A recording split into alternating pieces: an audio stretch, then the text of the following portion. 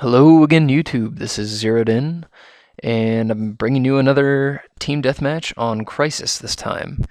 This game, I will be using the FAL with a suppressor, and Ghost Pro, Sleight of Hand Pro, and Ninja Pro, as usual.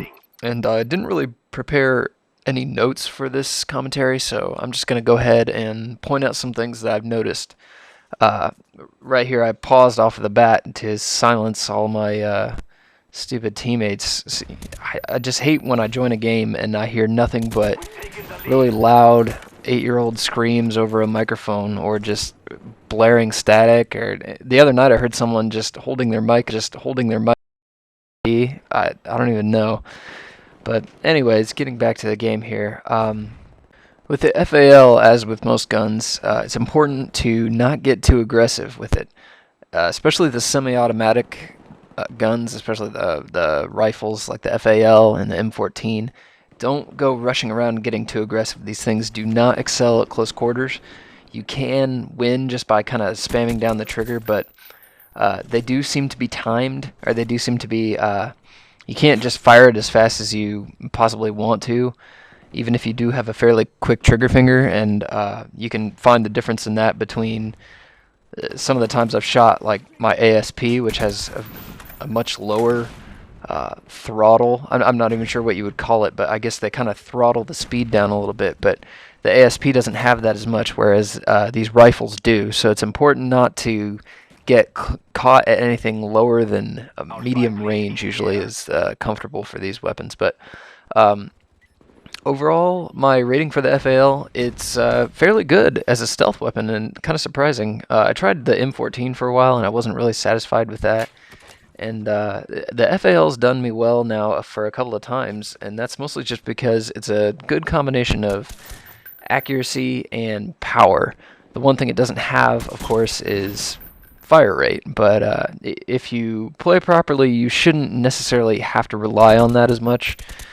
So I would recommend giving this a try. I know a lot of people feel that the FAL is a lot better in this game than it ever was in Modern Warfare 2. Even with the holographic glitch or whatever it was.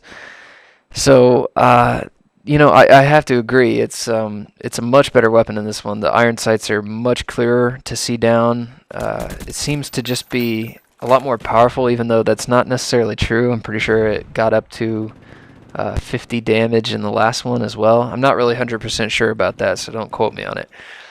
For those of you who are wondering what the difference is between the FAL and the M14, the M14 has slightly slower center speed, and it also has a 1.4 multiplier at the neck level, which basically just means that at range, you can get a 2-shot kill at either the head or neck level, whereas the FAL can only do that with the head. But, to be honest, I really don't think that matters. I think the more important thing is obviously the recoil.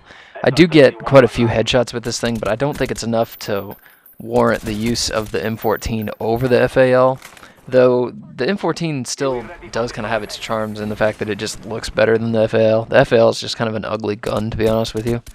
But it does seem to work for stealth.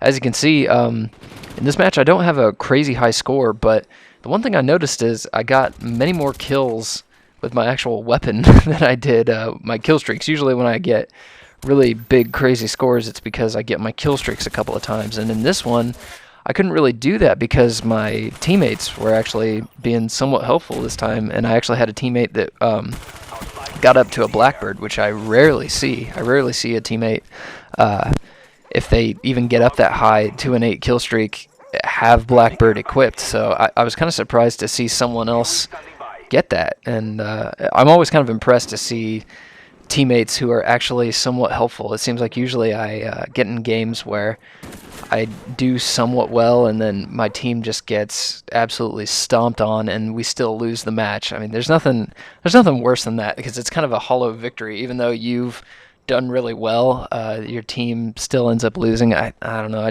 I hate that feeling.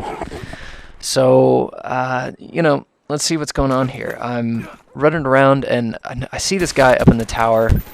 I'd tag him a couple of times, and of course, you know the type that hide up in towers. They go back up in the towers over and over again.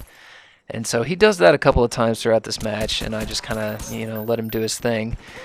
I make the mistake of pursuing him up there one time, which, in case you were wondering, that's a big no-no. Don't ever pursue people up that tower. They will always have a claymore up there, always. The kind of people that hide up there are the kind of people that camp up there. And what I mean by that is the people, the kind of people that get in those positions are the kind of people who are always prepared for those positions. The kind of people who play to camp and have claymores always. You know the type. You know what I'm talking about. I really don't like that style of play. I know some people not only like it, but that's what they post videos on YouTube of them pretty much doing nothing but camping. And it's not that you can't get good scores with it, and it's not that it's not impressive in some ways. I guess it's just boring for me to watch. I don't know. I mean, you guys tell me. What do you think? Do you think that watching a guy camping up in a tower or camping in one or two spots the whole match is exciting? Because if it is, I could post videos of that, but I find it hard to play like that. I've always been more of an aggressive player, even when I say don't play as aggressively. What I mean is just don't go balls to the walls crazy with your aggression. Make sure that you kind of hold back and be careful a little bit. Hear footsteps. Listen to footsteps. Listen to your surroundings. That sort of thing. But I just have a tough time sitting in one spot. I don't know how you guys feel about that. You let me know. One last thing I also want to mention here, in case you were wondering where the third episode of Stealth Tactics went, that is going on Pyro Puncher's channel. So make sure and check that out. Tomorrow it'll be up. Very important episode. Please check it out. Let me know what you think about it. Thank you very much.